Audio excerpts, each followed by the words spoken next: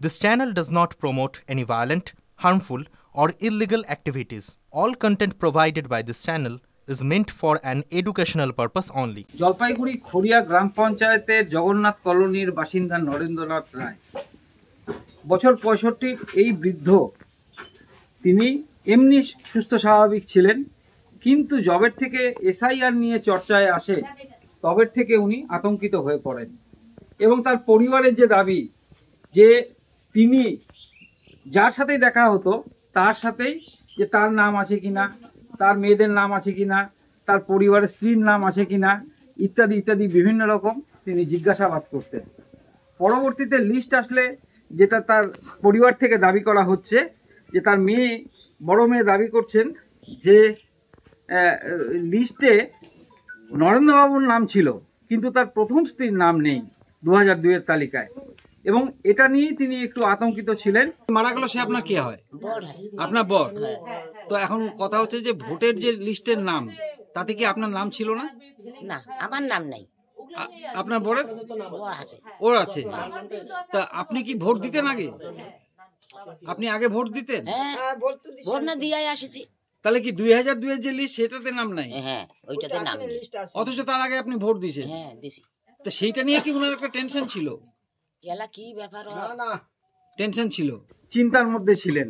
এই নিয়ে তিনি যেমন পাড়া প্রতিবেশীদের সাথে কথা বলতেন, তিনি কিন্তু তার যে স্থানীয় পঞ্চায়েত সদস্য রয়েছে তৃণমূলের, তার সাথেও তিনি বারবার দফায় দফায় আলোচনা করেছেন, কিন্তু সেই পঞ্চায়েত সদস্য দেখিয়েছে যে এই যে তোর নাম আছে, হ্যাঁ, কিন্তু তার মনে কোনো একটা দ্বিধাদ্বন্দ্ব ছিল এবং একটা আতঙ্ক ছিল। এই দেশে কাউকে থাকতে হবে না, কিসের জন্য হবে এটা? আজকে তার মরার বয়স, তার ঘরে বউ বাচ্চা আছে, তারা কি খাবে রাত পড়লে? আমি কিছুক্ষণ আগে জানতে পারি এই আমাদের খড়িয়া অঞ্চল অন্তর্গত জগন্নাথ কলোনিতে এসআইআর আতঙ্কে একজন নরেন্দ্রনাথ রায় সেই ব্যক্তি আত্মহত্যা করেছে। তার ওয়াইফের নাম 2002-এর লিস্টে নেই। এই আতঙ্কে আমাদের পঞ্চায়েত সদস্যের কাছে উনি 3 দিন থেকে যাতায়াত করার পরে যেই দেখছে ওনার স্ত্রীর নামটা নেই, আমার নাম আছে, স্ত্রীর নাম নেই, এই আতঙ্কে অবসাদে ভুগছিলেন সে। কমিশনে রিপোর্ট করবো এই যে এসআইআর আতঙ্ক যে তৈরি করছে 2002-এর লিস্টটা যে আছে তাতে যাতে কোনো ব্যক্তি একজন ব্যক্তিও যাতে বাদ না পড়ে সেই রকম কমিশন থেকে যাতে একটা নির্দেশিকা তৈরি হয়। উনি আমার কাছে 3বার গেছেন, এই ধরেন 5-7 দিনের মধ্যে, 1 সপ্তাহের মধ্যে 3বার গেছেন। কেন গেছেন? আমার নামটা আছে নাকি, তাই আমি বললাম ওই 2002-এর লিস্টে। আচ্ছা, তাই আমি বললাম আমি লিস্টটা বাইর করবো, তারপর আসি। তো লিস্টটা বাইর করে না করার আগে তারপরেও আবার গেছে, বাইর করছিস? তাই আমি বললাম বাইর করছি, আমি নামটা দেখবো। তো সন্ধ্যাবেলা আসলো আমার কাছে, আমি নামটা দেখলাম, বললাম যে নাম আছে, কোনো অসুবিধা নেই, ভয় নাই, আমি আছি, এইটুকু বললো। তো আজকেও দেখা হয়েছিল আমার সাথে সকালে। আপনি কি বুঝেন নাই আপনারা যে তোর নাম আছে, কোনো চিন্তার কারণ নাই? আমি বলছি তো কোনো অসুবিধা হলে আমরা আছি, হ্যাঁ, কোনো কিছু হবে না, ভয় নাই। কি টেনশন ছিল ওনার মনে?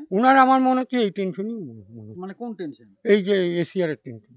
এসআইআরটা কি এটা বুঝতে হবে।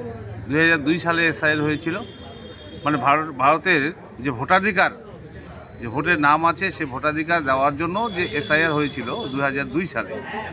এখন তৃণমূলরা এটাতে বেশ মানে কায়দা কৌশল করে নানা রকমের, যেমন আমাদের দিদি ভাই মমতা ব্যানার্জি বলছে যে এই এসআইআর না, এটা এনআরসি হচ্ছে। আমার তো মনে হয় যে তৃণমূলের যেসব নেতা কর্মী আছে তারা কিছু জানে না যে এসআইআরটা হলে কতটা সুবিধা কতটা অসুবিধা। এটা এসআইআর হয়ে মারা যায় নাই, ওনার কোনো একটা পারিবারিক কোনো সমস্যা থাকতে পারে, সেই জন্য সে আজকে হ্যাঙ্গিং করেছে। আজকে তার ঝুলন্ত দেহ উদ্ধার হয়েছে, এই তার বাড়ির ঠিক কাছে একটি গাছে তিনি ঝুলেছিলেন। পুলিশ এসে তার দেহ উদ্ধার করে এবং ঘটনার তদন্ত শুরু করেছে জলপাইগুড়ি কোতোয়ালি থানার পুলিশ। নীলেশ্বর সান্যাল, TV9 বাংলা, জলপাইগুড়ি।